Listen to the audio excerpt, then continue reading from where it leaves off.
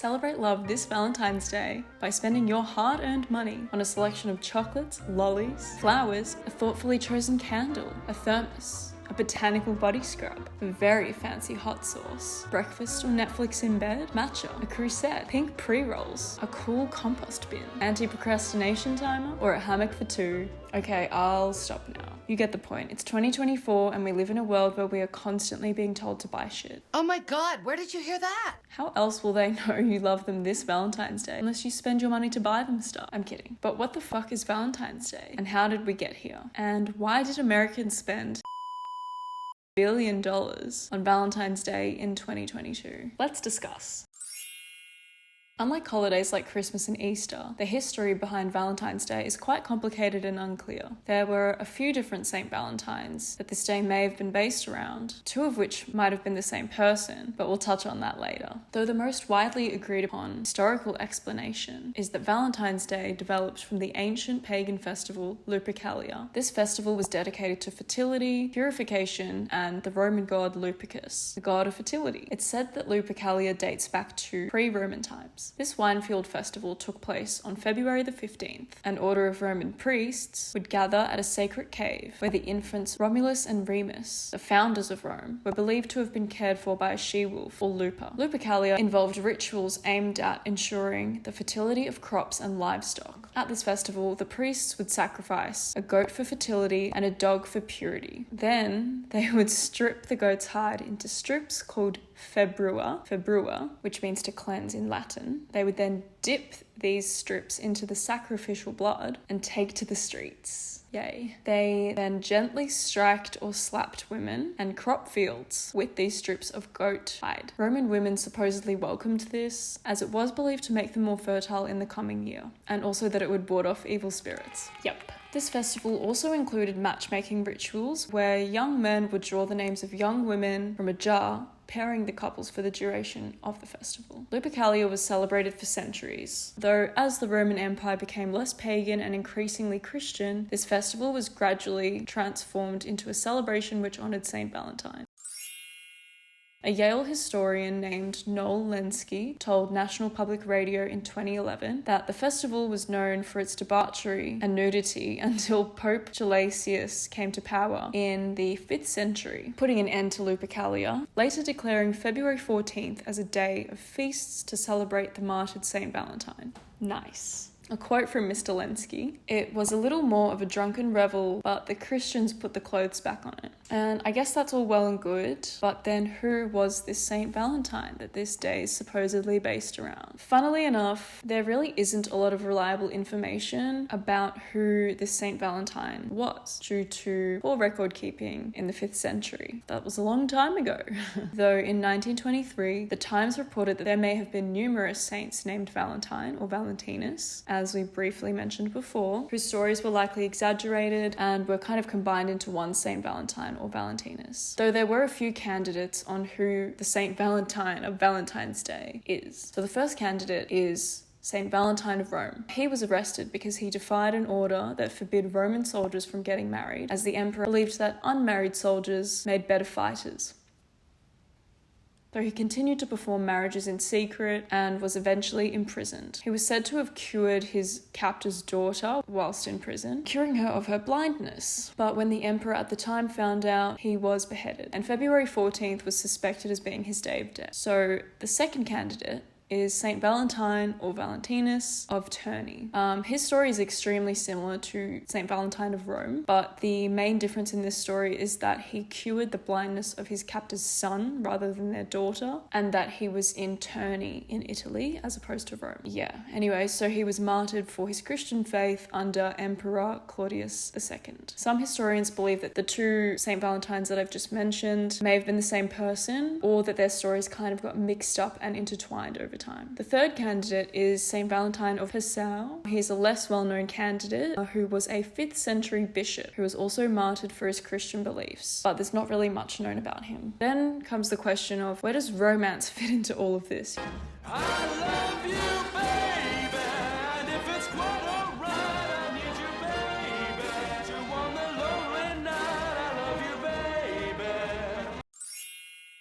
You know, we've got martyred saints, whether it's one person or, you know, these stories that were combined over time, or if it's mainly based on Lupercalia, where does romance come into it? We've got kind of like ideas of fertility from the festival, but that was really more to do with the fertility of crops and of the livestock. Although it did, like the women were also part of that, but it was initially, like traditionally, it was mainly about crops and livestock. Anyways, so in line with this, others are convinced that the modern concept of Valentine's Day began with an English poet named Geoffrey Chaucer. In a New York Times article, which refers to an academic article from 1981 called St. Valentine, Chaucer, and Spring and February, it's argued that there was no romantic tradition linked to St. Valentine before Chaucer wrote the poems Parliament of Fowls and The Complaint of Mars at the end of the 14th century. Chaucer was the first to record St. Valentine's as a day of romantic celebration. In his 1375 poem, Parliament of Fowls, writing, quote, "For this was sent on Valentine's Day, where every fowl cometh there to choose his mate." It's thought that Chaucer may have connected the idea of romance to St. Valentine sort of out of convenience, as this sort of early to mid-Feb timeline aligns with the beginning of spring, when flowers and plants start to bloom and birds start to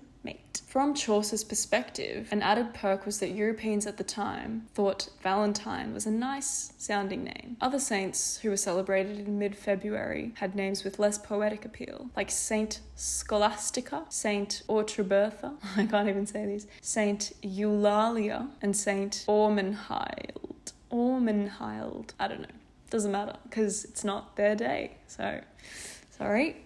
Anyhow, so by the 19th century, the idea of Valentine's Day as a day of love and romance starts to become integrated into society. The act of hand-making Valentine's Day cards actually began in the Georgian era, which is between 1714 and 1837, though mechanical cards, like printed cards, started to be made in the second half of this era, sort of in line with the rise of the printing press and the development of technology. In 1797, a book titled Young Man's Valentine Writer was published, which was basically a manual about how to write a nice Valentine's poem. The act of writing and sending Valentine's notes or cards became increasingly popular, and they were often decorated with threads and lace, very, very, very fancy looking cards or notes. Supposedly tens of thousands were being sent each year in the 1830s in Britain. A crucial factor in the popularization of Valentine's Day cards, which is important to note, is the development of the postal system in the UK. So the penny post was established in 1840. It meant that the sender of a letter would pay for the letter to be sent. Sounds logical? Yeah. But prior to this, if you sent a letter to someone, the recipient actually had to pay for it. Sounds a bit annoying. Anyways, so the uniform penny post greatly democratized communications, making it much more affordable and accessible. From here we see the creation of stamps, letterboxes, and pillar boxes, which are freestanding post boxes. The result of the penny post, letter writing becomes the thing that can be anonymous,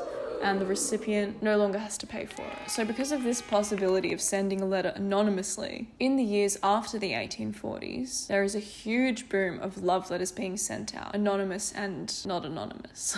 Gradually, buying pre-made or printed Valentine's cards becomes more popular, with Jonathan King being one of the most successful producers of these cards in the UK. To put this growth into perspective though, in London, the number of Valentine's letters and cards that were processed by the city's general post office rose from approximately 60,000 before 1840 to 1.2 million in 1871 after the establishment of the uniform penny post. A woman named Esther Howland started her own business in the US after realizing that the Valentine's cards that were being imported from the UK to the US quite expensive, and that there was actually quite a demand for these cards, so she thought she could find a way to make them more affordable, which she did by mimicking verses from the English Valentine's cards and then sourcing materials from elsewhere. Anyway, so for half a century it was a huge empire until being overtaken by Hallmark, which was established in 1910. So Hallmark wasn't the inventor of the Valentine's card. Okay. It's said that Valentine's Day kind of saw its peak roughly between 1840 and 1880 and was much bigger than it was in this day and age. But as for how much money was spent then in comparison to now, that's probably a different story that we will get to a bit later. Something else that's quite interesting is that vinegar valentines were also very popular. These were cards usually decorated with a caricature and an insulting poem that people would send to their rivals or people that they disliked, much like a hate comment on YouTube.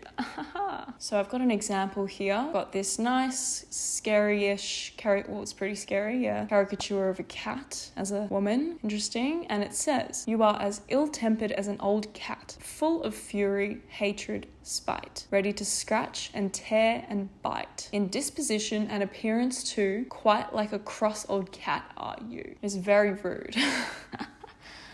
Anyhow, so the custom of sending vinegar Valentine's cards on Valentine's Day was a custom that kind of started to fade around the 19th century, but quite entertaining. So whilst most can agree that the exact origins of Valentine's Day are a bit murky, though regardless which tale you want to believe, Valentine's Day, as we know it today, is very much alive. In the United States, Americans spent $23.9 billion on Valentine's Day in 2022, according to the National Retail Federation. And in Australia, which is a lot smaller, with a lot less people, there's a lot of land, but a lot less people, it's reported that in 2023, Australians spent more than $849 million at restaurants, jewelers, and florists during their Valentine's Day celebrations, according to NAB. Thank you, NAB. People are most likely spending on their romantic partners, but also on friends, co-workers, classmates, and pets. Over time, the focus has shifted from celebrating romantic partners to everyone, as it should be, really. If you want to celebrate it, that's a whole nother question, isn't it? But yeah, everyone's included in this now. And while I think it's good to celebrate different kinds of affection and love, it is also extremely convenient for anyone selling Valentine's Day related products. Now, instead of selling you, oh, this necklace for your partner, now just any kind of gesture of giving is really just stuck in our face. If you don't do this, you don't love them. If you don't buy them this, they won't know you love them. But yeah, in a time where nothing is a mistake and everything's very calculated, it is really just a lot to have all these constant advertisements shoved down our throats. Yet another day that we are being told to spend our money. What a surprise. Of course, at the end of the day, it's your choice how you choose to spend your money. But if you really do want to give someone a gift, it's always nice to support a small business or make something yourself. Like, that's very cute. Just stop giving money to the big guys because they just don't need it and they don't care. They don't care about your love. They don't care about your affection. Yeah. Fuck them. Now, if celebrating Valentine's Day does not tickle your fancy, you might be interested in anti-Valentine's Day instead. Perhaps with a card that says, "Happy, unimaginative, consumerist, entirely arbitrary, manipulative, shallow interpretation of Romance Day."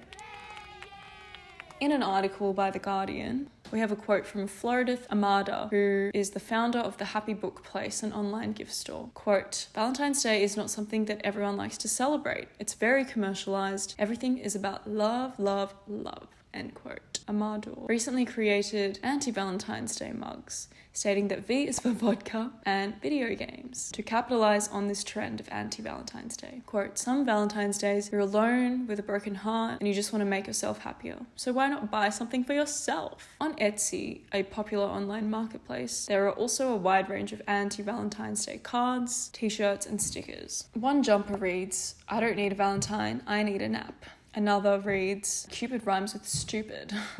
While a few of the anti-Valentine's Day cards celebrate being single, most are still aimed at couples who eschew stereotypical declarations of love. But I guess these things still involve making a purchase, so fighting anti-consumerism with consumerism. It's a hard life, honestly. World of Twig, which is an Etsy shop, said that their sales of anti-Valentine's Day cards overtook sales of regular Valentine's Day cards in 2022. The card designer, Holly Showell, noted that she finds Valentine's Day completely pointless, saying, "I'm in a relationship and I don't need to buy the person I love loads of stuff on Valentine's Day. I can just tell him that I love him every day." She also acknowledged the irony of the card she designed to express anti-consumerist feelings towards Valentine's Day selling so well. Being alive is juxtaposition, it really is. Anyways, so if that's not what you're looking to do, here are some other ways that you can celebrate anti-Valentine's Day, according to WikiHow, that don't involve buying things. Some of them did, but I'm not going to tell you those ones. So according to WikiHow, the greatest website on earth, sell stuff that you got from your ex. Watch movies with no romance in them